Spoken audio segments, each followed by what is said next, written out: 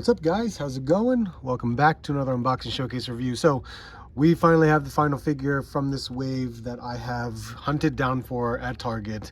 We finally have Chameleon, which I have never had a Chameleon figure in Marvel Legends, so I'm ecstatic to have this one. Granted, this is more of like the animated series version, but hell, this is a great stand-in for me in regards to my Spider-Man collection to have on my villain shelf. So I very much welcome this figure, and I think it's going to be a great addition. Just looking at it from the retro card packaging, I am very excited about it. Just the overall look of it, it looks great. It really does. It really captures that animated look, and I'm so happy with it. So let's take a look. I mean, we have the retro card style box, of course, the old Toy Biz retro card Spider-Man card back, and then we have on the back of the box, we have some information about Chameleon, and then of course every character that came in this wave. So if you guys haven't checked out my hunt video, you guys know that I have been hunting these down and I've tracked them down, and you can check that out if you want to. But you guys know that I will open this up and show you what it's all about in regards to opening the packaging, which I do now dispose my packaging, so it's not so bad. Not the card, but you guys will see that in a different video and how I'm organizing my stuff. So let's get this figure out of the box and see what we got.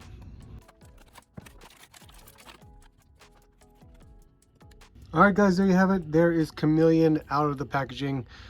This looks good. It really does. It looks tall. Like right out the box, it just looks like a tall figure. But everything looks nice color-wise. It just right off the bat. But we will take a look at accessories first, paint and sculpt, and we'll go through our articulation after. Okay, first off, a pair of fists. And then we have a pair of trigger hands. And of course, he does have a pair of weapons, which honestly, I think it's very familiar that we got these weapons again in the same line, because what the hell? We have the same exact weapons that we got from Agent Venom. So there's that rifle, same rifle, just different paint, as you can see. And then the actual handgun is the same exact one. So the same weapons and in the same wave. You know, it happens, but these are just colored differently. We have, I mean, they fit fine inside the trigger hands. It's nice that we see two colors for this one, so not too bad, but we've seen these weapons before, nothing new. And then we have this lovely mask that we have for, basically it's J. Jonah Jameson, so that's pretty cool. And there is like a little area where I guess he can hold it, so let's give that a shot. I'm going to assume we can just grip it underneath his fingers like so. Maybe it's a certain way. Normally I think it's fitted to where the fingers should sit, but I guess that really just depends on how he's gonna hold it. So that's the way I did it for now. It's kind of loose, well, you know, the thumb is holding it in place, but I guess, yeah, it works. All right, let's start this off with the paint and sculpt. Starting off with the head. The head looks great. It's the application on the head and the face, I mean, works extremely well. Like, I never thought I would really see this in action figure form like this, but it works. It really does. We only get one head for this figure, so it's just a very calm or stoic, even though there's a slight little bit of like anger in there. It looks good. It looks really, really nice. I'm happy with it. It's not too bad. But I think this seems to be all new. I mean, well, maybe there's legs are reused, but this here, I think all of this is fairly new. I'll say fairly new. I'm gonna have to really think about where I can see some of this reuse, but let's take a look. Let's take a look and see. So we got this little collar piece right up here, which is loose, and I think you can take that off. But we'll see if it really hinders anything when we do the articulation.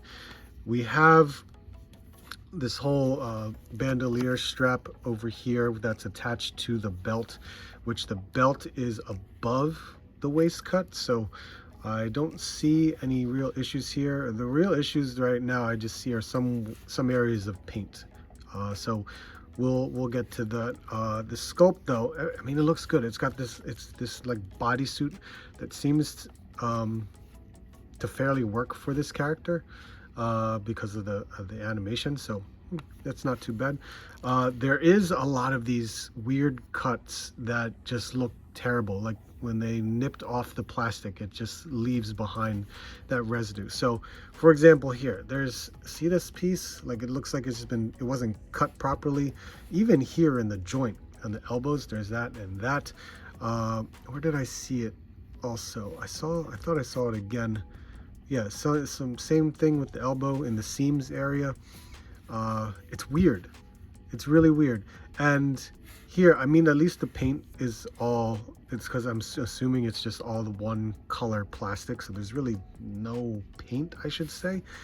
But do you see this weird residue thing here that seems to be permanently on? Even if I try to scratch it, it's just on there. It's on the back of the figure, but it just caught my eye. Yeah, here we go. The boots right here, see that? There's the cut mark there and the cut mark there from when they're just, you know, I don't know. That's just weird. It just looks sloppy like that. Even this belt, the belt looks like it was a yellow belt and then they applied red paint, but you can still see areas of the yellow still all over the place in there, and they put the gold and the blue, which that's actually applied nicely, but there's still blemishes of the yellow all over the place. That's really my only things. I mean, sculpt wise, it's fine. It looks good. I don't really see much that's going to really upset me with the way it looks as the Chameleon character. I don't know. Paint wise, simple enough. It works. So yeah, paint and sculpt. All right, let's start off with articulation. So we can definitely move side to side, looking up. And this is where I talked about this little collar piece. Looking up that much, looking down, we can do it. And why? Because we have a hinge, which is great. That hinge will absolutely work for, oh look, I can just move it just a bit over the collar. So you can look up really nice. So that actually works nicely.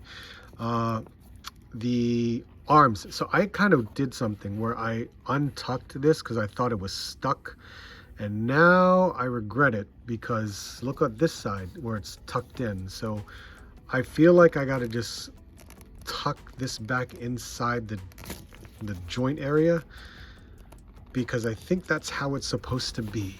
And why I say that is because when I start to rotate, look what happens, where it kind of curls up, where it's like, oh no, something's wrong. While this side, since it's tucked in, I can maneuver it better, and it turns. This one, like, I screwed it up. Like, oh, I can turn this way, but going this way, it's like, oh no, I have an issue. So I gotta really tuck this back in there just to put it back to where it belongs. We have the upper bicep, we have the double jointed elbow, which is pinless, of course. We have an ab crunch, and this, I was afraid the belt might get in, this strap will get in the way, but we can crunch forward and we can crunch back. So no, we don't have any issues with this strap getting in the way. So it does work, and it is out of the way of the waist swivel, so that's fine there. So it actually, the way that they made this over the waist cut, it works. So I'm happy with that. We have the upper thigh cut, we have the double jointed knees, pinless of course, and we have a boot swivel, and of course the ankle pivot that we got going on. Foot can move that far back and that far forward. So we have our basic Marvel Legends articulation that does work in its favor for this character and the way that they utilize the sculpt. So it actually, it's good. It's very well done. Oh, and by the way, I was able to shove this back in there, got it kind of like a flathead screwdriver, kind of pushed it in there and made some turns, and everything seems to be okay to a certain extent. I think it does get caught up in some places, like the pointy part, the edge part of it, it definitely gets caught up in some places. This one seems like it's okay, like it doesn't have an issue, but this one has a problem. So if you ever see that, don't, well, of all things, don't take it out. That's just my recommendation for it. So yeah, that sucks. So let's take this head off. Seems like we have a similar size ball peg for this. So this, yep, this does come off, so that's good. So let's see, the sorted heads I kind of grabbed here to try out, which surprisingly I don't have a Peter Parker head. There is an Osborn head, which, as you heard, snaps on nicely. I grabbed a Punisher head, but the ball peg is too big. Like, I really have this really squeezed down. Oh, there we go. It was tight, but it made it on there. Who else we got? Captain America.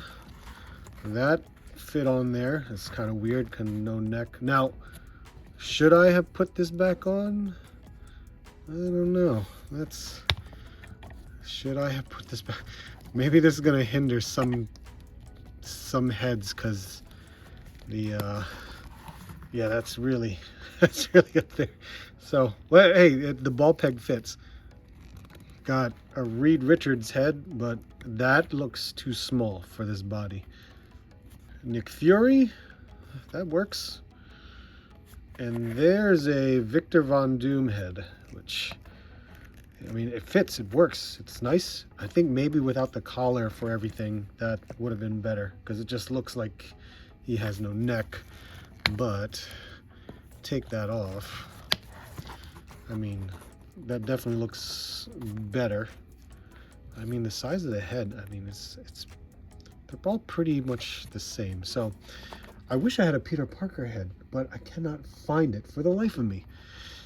Oh, and by the way, I was able to shove this back in there, got kind of like a flathead screwdriver, kind of pushed it in there and made some turns, and everything seems to be okay to a certain extent. I think it does get caught up in some places, like the pointy part, the edge part of it, it definitely gets caught up in some places. This one seems like it's okay, like it doesn't have an issue, but this one has a problem. So if you ever see that, don't, well, of all things, don't take it out. That's just my recommendation for it. So yeah, that sucks. All right, size comparison time. Let's start out with how tall he is, because he is right at 6.5 inches tall. And to kick things off, let's start with Mezco 112 Collective. We have Holiday Gomez, Savage Crucible, Mythic Legions, and I got Odious here, Animal Warriors of the Kingdom, loose collector figures, some G.I. Joe Classified series, Jada Toy Street Fighter, and here are some Spider-Man characters, and here are the other characters from the same wave as Chameleon. Alright guys, there you have it. That is my unboxing showcase review for the new Marvel Legends Chameleon. I'm still happy with this figure. We have the slight issues with some little paint areas, not so bad, but you know, that's okay. I mean, we've always experienced paint issues when it comes to Marvel Legends, but it's just trying to find the best one that you can find off the peg hooks. There are some things where I can do some touch up and things like that, but overall, this character is great. It works very well to have a Chameleon in the collection. I think you guys will enjoy it too. Overall look, especially the face sculpt, that's really going to sell it to you. That's really the big issue. What am I trying to say? Not the issue, but highlight of the figure is that face is really good. So I definitely encourage picking this one up. I think it will work well with your villains on your shelf. So try it out. Let me know what you guys think. I would greatly appreciate to hear your thoughts as well. So make sure you hit that like, comment, subscribe if you're new. I would greatly appreciate it. Thank you so much.